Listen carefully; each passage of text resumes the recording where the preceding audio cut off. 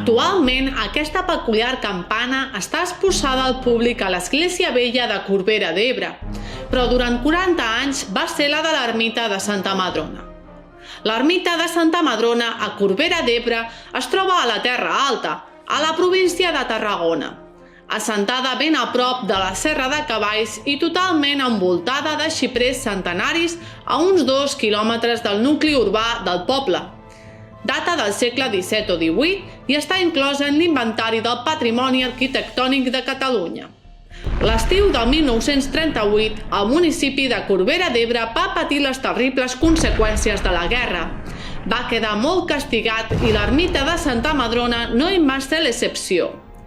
Als anys 50 va haver una rehabilitació i quan van finalitzar els treballs, el poble encara no estava del tot satisfet, doncs faltava una cosa molt important: la campana. Aleshores, una família de pagesos del poble va donar la punta d'una bomba d'aviació que va caure a la seva finca. Reciclatge de postguerra i boilar. Ja tenien la campana i ben original. Ja ho podien celebrar. Al març del 1991, la diada de Santa Madrona, l'original campana, es va substituir per una altra de convencional.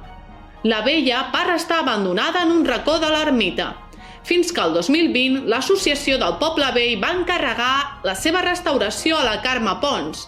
Va utilitzar una sofisticada tècnica de neteja i estabilització del ferro i la fusta, que l'han convertida en una peça de museu digna d'admirar.